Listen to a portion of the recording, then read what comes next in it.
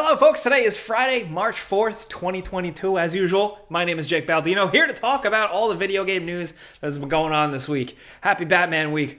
Let's talk about all this gaming stuff. The first thing is a surprise new look at Grand Theft Auto 5 on next-gen consoles. Now, we've known this is coming. We know now officially it's definitely dropping March 15th, and we got some details from Rockstar. We got a couple of screenshots here. The game is, clearly looking pretty damn upgraded. The game is going to have texture updates, some ray tracing support, up to 60 frames per second and 4K resolutions, depending on the modes. Of course, it's going to have that whole choose your graphics mode thing, which this is the third generation this game has been on at this point. I was hoping it could just run in native 4K, but hey, that's just me. It's also going to have HDR. It's going to have faster load times, which is, of course, going to be very significant for a game like this. And it's going to support various features on the consoles, like audio stuff and DualSense on PS5. Grand Theft Auto Online is also going to feature some new and improved stuff, and they're actually going to offer GTA Online as a standalone thing if you want to grab it. Along with that, you're going to be able to transfer your single player and Grand Theft Auto Online saves, which is pretty nice, via the Rockstar Social Club. Still, even with the handful of screenshots and them just kind of detailing some things, I really want to see how this puppy looks. They said specifically it's next-gen, more PC quality graphics, so if you have played GTA 5 on PC, you know that game can still be quite the looker. So I'm hoping that they really put in the work to make it look good on next-gen consoles. Of course, a lot of people still have a bad taste in their mouth because of the whole GTA trilogy thing, which they also updated that this week to fix that up. But I just want to see some gameplay from this. The game is releasing around the corner, so of course we're probably going to be jumping in. I'll probably make a quick before you buy video on it so you guys can see for yourself. But yeah, that's where we're at right now. So all I want to hear from you guys in the comments is let me know if you're going to buy Grand Theft Auto again. Are you insane like some of us here? How many places do you own Skyrim? All the places. Every place. And in other news, it wouldn't be a week without a hot, spicy rumor. So of course, take this stuff with a grain of salt, but there is a rumor suggesting that we're getting new PlayStation 5 exclusives that are revivals of old properties. Now, this rumor has been floating around for a while. Apparently, there is a project that is well in the works that we're going to be seeing soon. A lot of people have speculated it's going to be a Metal Gear Solid remake, which I have complex feelings about that. I've talked about elsewhere. We'll see where that really goes. Shout out to my shirt, by the way. But a new insider who actually has a track record of getting some things right. It might just seem like it's a random dude on Twitter, but apparently he's gotten some things right, like Star Wars Eclipse before that was announced, among other things. He is reporting that we're going to see the revival of both Infamous and Sly Cooper, which is pretty sick. Now, on the one hand, I know you might be thinking, why don't we just get new stuff? Why can't we get new stuff? And yes, I totally do agree, but that aside, Infamous and Sly Cooper are both smart moves. Specifically, I think Infamous because, so many superhero things are huge right now. There should be more superhero games, and Sony had their own specific exclusive one, so it's a no-brainer. And then Sly Cooper, I'm just always pro cartoon mascot games. Like, look, if they're not going to remake Jak and Daxter, I'll take Sly Cooper. It is funny, though, when you think about it, just like in terms of Sony stuff or PlayStation properties, just how many things they are still sitting on. I mean, Killzone, Resistance.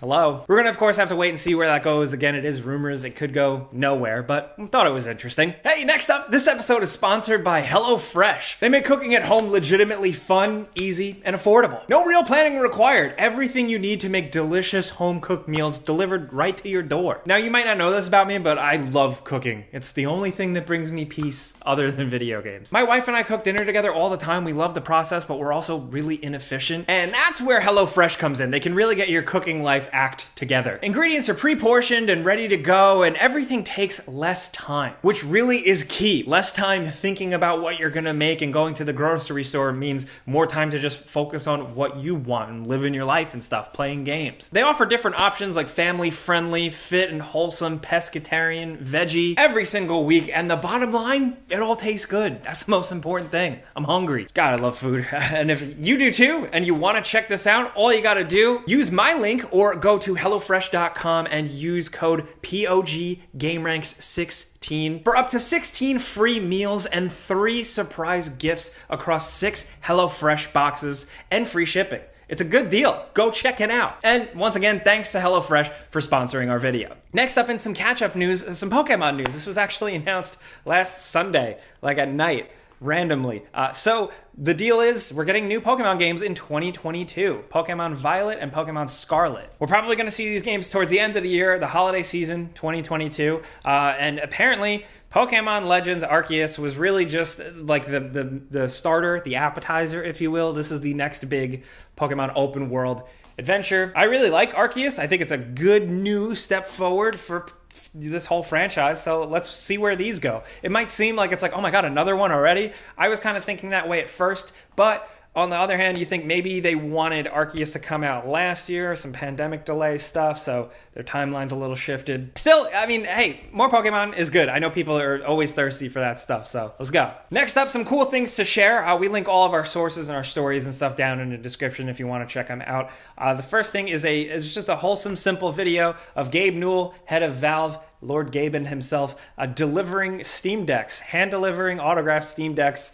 to the lucky people who got the first pre-orders. And it's pretty nice. It's silly. It's simple. They even left in him delivering it to people who didn't even recognize him, which is really funny. Just a good bit, and I appreciate it. And I wish he delivered one to me. Not to mention that, Valve also has a new sort of game, sort of experience. It's called Aperture Desk Job, and this is like celebrating the release of the Steam Deck. It's like a playable short, and it's just that good old Valve magic. Gotta love it, man. Like I said, we're really pumped about the Steam Deck. Reviews have been dropping. A lot of other creators and reviewers and journalists have been coming out with reviews. It sounds awesome. We can't wait to make videos on it, so keep your eyes peeled, probably soon. Also, in terms of linking some things in the description, I also like to link long reads, good stuff, real journalism. You know, if you like video games, do your homework, do some reading. This is some good stuff right here. This is a really good interview with Hidetaka Miyazaki, the lead behind Elden Ring and many other Souls games. It gets into a little bit of personal info, but also his approach to the games and difficulty and life and death. And it was just a good read. Highly recommend it. Go check that out. Also, Kirby and the Forgotten Land is dropping very soon. We got a new trailer that is playing here, but also they released a demo. You can play like the first 3 levels.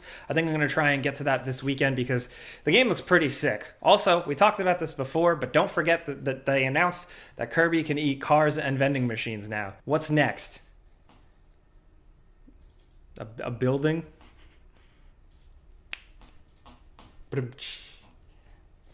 No?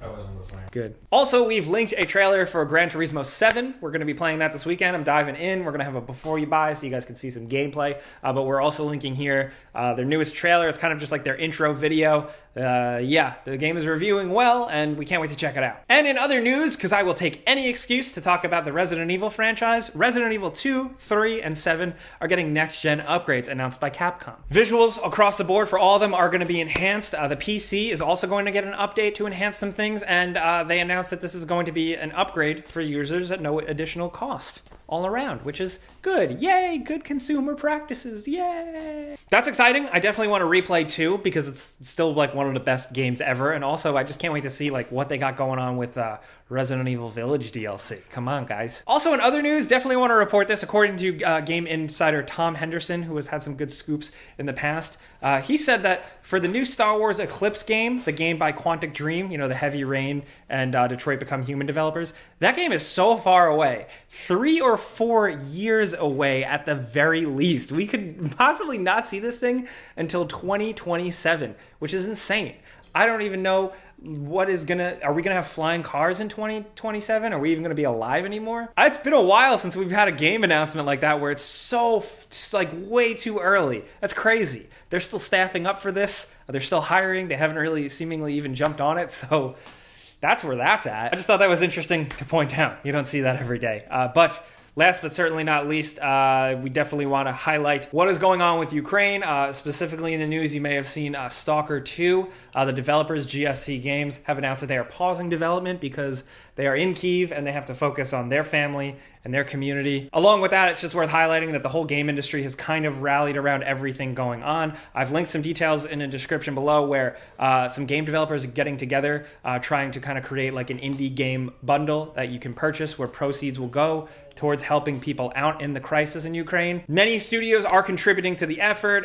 Some studios are facing difficulties because of them being located around Ukraine. And we've seen so many examples of companies, creators, everybody rallying around this stuff. A lot of game companies have been publicly called upon and have acted in terms of kind of pulling their services from Russia to protest the invasion. So we've also linked in the description below a Reddit thread that has really good resources of how you can help. If you're like me, where you're kind of like, what is going on? What do I do? These little things can kind of help. Information is good. I've said this before, but like the gaming community is incredibly powerful in terms of like rallying behind things and like raising money for charities and stuff like that. And this has been no different. So just wanted to highlight and just kind of end on the fact that like people are helping one another in a time of darkness. But that's a week full of video game news. We got to go. Hope you guys are well. Hope you guys are safe out there. We got to go back and do some work. So with that, we just want to hear from you guys in the comments what you think. Like I said at the start, are you going to buy Grand Theft Auto again? What classic PlayStation exclusive title would you like to see revived? There are so many possibilities, so definitely hit us up. Also, Marvel's Guardians of the Galaxy is now going to be on Game Pass, so I've been saying that's like one of the best games that released last year. Now you have no excuse. But anyway, like I said, let's talk about anything going on in the comments. We want to hear from you. Thank you guys for being here and getting caught up with us every week. If you dig this, all you got to do is click the like button. I appreciate it. We appreciate it. Thank you. But I'm Jake Baldino. Thanks for being here. Have a good weekend. Pizza's on me.